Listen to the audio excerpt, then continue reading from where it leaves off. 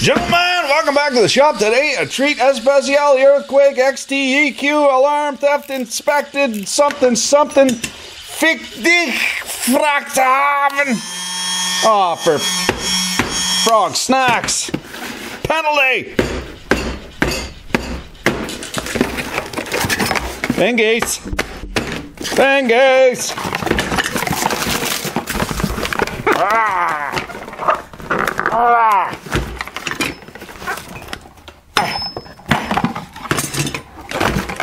Should have gone with my first instinct.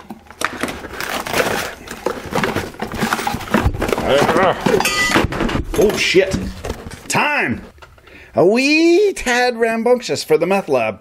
Packaging on this head and shoulders better than it used to be. Not even a whiff of offshore stank. No shrimp, ramen, noodle, durian in the sun. Countenance to her at all. You know, the word hero gets thrown around a lot. You get that in your dirty dick beater. She ain't teabag. What the fuck? How come I can't? Oh, that's why I can't see. Jeezless. Get rid of them. And that stirring bar is setting my teeth on edge, so we'll turn down the experiment here. This thing, if I was Snap-on or Mac, I'd be running scared. This, just the look of her, wow. She's, fuck, she's a lot better than they used to be. As I said, the word hero gets thrown around a lot. One little mark here. I don't know where that came from. As I was measuring before I got ahead of myself. Stem to stern, she's 4 inches. That's average. That's average. As my buddy says, mightn't be but 3 inches, but it smells more like a foot. Let's get right up in. We're Kool-Aid on the backside. No dicking around. You're very likely wondering why I'm extolling the virtues of a hazard fraud tool right off the hop here. It's because it's because of the manufacturing. If you have a look at this, very nice dark black, and I've been told that in order to get this nice dark black, you can't put glass fiber in it because it shows all gray where the stress points are. But what they do is they put carbon in there, carbon fibers, graphite, filler, in order to get that nice dark black. And then if you look at this, look at the mold half here. That mold line is absolutely fantastic. All of the dab pass silkscreen printing, not T-bag, a little bit off here, but not right off in the rhubarb, just off a little bit. Looking at this, if it wasn't for earthquake on there, this could be very easily a Mac or a Snap-on or an Ingersoll Rand or a CP tool. Panhead Torx fasteners, metrique, of course, a little bit scabby on the end there. So these threads would be rolled, but when they shear off each little section there, you can see it's cocked over to one side like they didn't take real care to make those fasteners.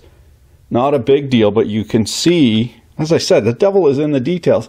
You can see it's picking up material from the casement there, just because of that chowdery edge. No do to boot it. They have upped their game. They're working to a higher standard here now. Normally, this is what you want to see from offshore cheap tools. It's not right full of grinding dust and general detritus. It's a French word, detritus.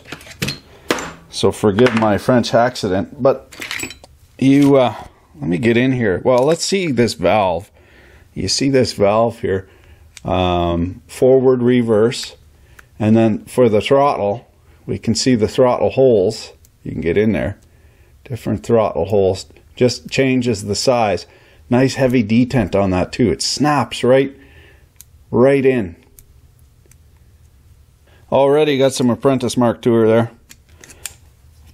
Slot head fasteners. Come on. It's 2000 and what are we? 18. Holy fuck. We're living in the future, man. Oh, I'm gonna call this the cork stuffer de boy. Espèce de salaud. Oh god. Fucker. Slot head. Piece of shit. Malparido. Oh, I see. I see. Blue Loctite. Hey. Holy shit, it just keeps getting better and better. Huh, that's interesting. How's that? Oh, okay, so one thing, I see the trigger, not much meat on that. And it's pivoted here just at this little pin and there, so very likely you'll break that. The first thing to go on this will probably be the trigger, I imagine. You have a look at that. It is fairly stout feeling, but yeah, if you're offset, it is canting over there. Here we got the rotating section, as witnessed by these markings. These are forged parts. Of course, when you need something strong, tough as shit, and hard, it needs to be forged. If you get sintered, it just, forged is the strongest way you're ever going to get a steel metal. And we can see that by the markings in here, and also markings on here. This anvil, or rather hammer, appears to be the same mass as in the other earthquake, so it might be doing double duty. Only in the other earthquake, double duty indeed, they're 69'd up side by each. What's the square root of 69? 8 something. And the power is transmitted through this spline shaft. Not very proud of there. Very little meat on there to actuate it, but the beauty about the impacting mechanism is this is constant torque through here, and it's just the whacking, the frequency of the whacking what gives you the torque. You're not getting 500 foot-pounds out of the air motor. You're only getting 500 foot-pounds on the fastener because you're doing one of these. Moving it along, jamming that wedge in there. So loaded, well, not loaded, full of moly disulfide paste, but we see it is separating. There's some base oil there coming out of her. And yeah, it is moly disulfide, grease. So that, like graphite, forms hexagonal rings, and then they're flat, so they slide on each other. Same thing with molybdenum disulfide. They're flat platelet type mineral, and it's really, really lubricitous, and it gets into the pores of all the metal. On the front housing here, nice die cast aluminium. Little nick there from somebody getting a little aggressive with a hatchet. Buna N, actual shock absorbing Buna N gasket. Buna N is a nitrile rubber. It's a trade name, BUNA / or dash N. I think it's a Parker trade name, actually. I'm not entirely sure. It could be the manufacturer of the materials trade name. Steel bushing, no seal, and we see that it's starting to mar a tiny bit. Have a look at that, yeah. So it has been run in, well, as witnessed by the spatter pattern here on the single hammer. Now we get into the motor section here. This is an air motor, so we have in behind the vanes, we have pressurized air in order to make sure that they fly out and seal proper. You can see this part has sat around for a while in a wet environment, starting to get some corrosion spots on here. Other than that, though, very nicely turned. And this is actually, it looks like a powdered metal part because it's steel, but it's not. Well, let me make sure it's steel. Yeah, that's an interesting part, but it's also been turned. Yeah, that's definitely steel. Wow. Pricey part, that. So sintered or cast. Oh, it can't be. Look at it. It's got to be sintered. Yeah, powdered metal, rather. Got to be powdered metal, which would entail being sintered. But then it turned all. How many processes was that? Wow. That's a pricey part. Made out of steel, no less. So here's the motor rotor, what contains the vanes. The vanes fly out and seal up and make little chambers. So we go from, depending on where the valve is, we go from the inlet over here and then shoot over to the outlet. You see it's biased in the forward direction. So the torque, no, it's biased in the reverse direction. So you got more torque in reverse because this exhaust outlet is cocked over. So you have more time for the pressurized fluid, in this case air, to act on these vanes and get this thing spinning. So The motor housing, again, die-cast aluminum, and it's quite a bit nicer than we previously saw in the earthquake. They've actually chamfered or deburred these ports, and then also these ports, the inlet ports, very nicely deburred and big. Lots of meat there to get air rushing through there. That, yeah, they're doing a lot better. One thing I will say though, their handling, the factory handling of the bearings is not particularly skookum.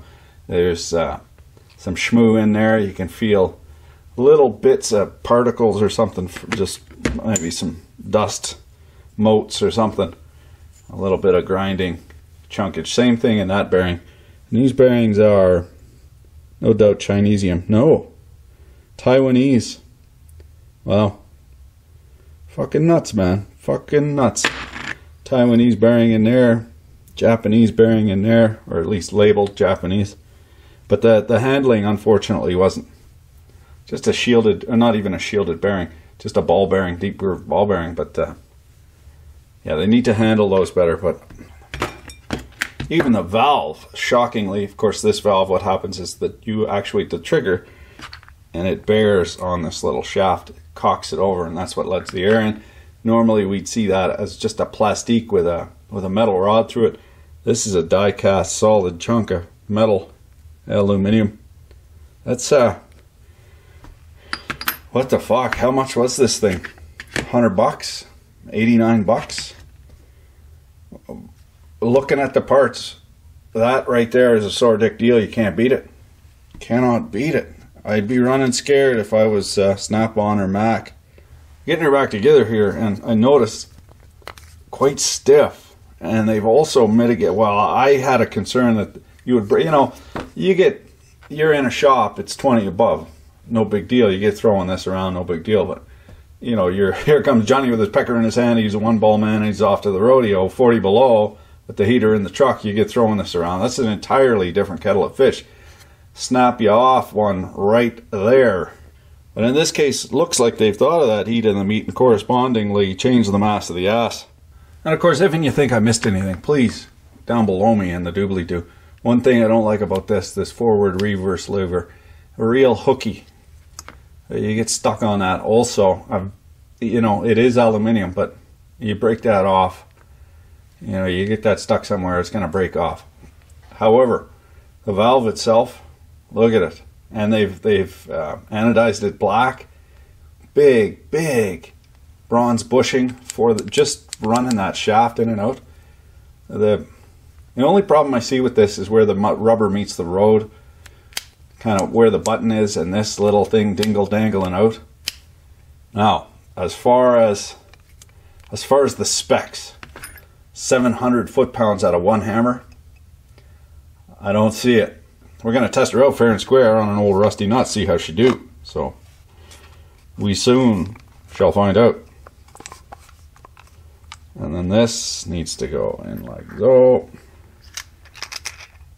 That looks like a good test of her abilities. Sufficiently crustastic. If she gets her out, I'll be very surprised. Alright, contact. Ah, you fuck it. Fuck. Back to the drawing board. No smoking gun, everything was moving free. So we'll just goop the fuck out of the lube in there. Some juicy jizzer action. Hopefully that'll help hydraulic it right up. I just noticed another thing here. No bullshit overmold on this. Nothing to get all cancerous and fall off. Turn to goo. That's I'm still surprised at how good this fucking thing is. Contact. We're on 1. Let's give her 3 here. The fuck? Holy old fuck. Tail of the tape is, first off, the bads here. And here's the thing. I hate Harbor Freight as much as the next guy. Stinky fucking offshore crap. But looking at this thing, man, and this hook, that's a weird, that ain't no fucking good at all. But if it weren't for the earthquake on the side of it, she'd be a right skookum choocher. The fucking thing is stout. Well, if I would snap on Matco, Craft, any of those tool companies, I'd be running scared, man. These guys are gonna eat your fucking lunch. The price of it. And yeah, other than looking like a goof by owning a Harbor Freight, you know, the thing is, yeah, it's unfortunately, it's a sore dick deal. I gotta call it like I see it. This is the one too. Two things you want in a stubby, right? Is if you want a stubby, if you're into that sort of thing, you want the girth here. This is the thinnest girth at less than 4 inches. The CP and the Chicago pneumatic and the Nitro Cat. The Nitro Cat is 4 1/4. The CP is 4.4. The Hoonskit from the Homeless Despot, 4.4. Does this put out 700 foot-pounds of torque in reverse? No fucking way. Maybe it does on the Dunning-Kruger machine there, what's got the big old brass nut and, you know, they heat it up. And in one particular instance, when the moon and the sun are aligned with the blue pixies dancing around the fire, maybe you'll get 400 foot-pounds in reverse. But it sure ate, it ate that like it wanted more. Jeezless. What are you gonna do, man? If you're looking for a stubby and you're looking for cheap and good, this is the one for you. Thanks for watching.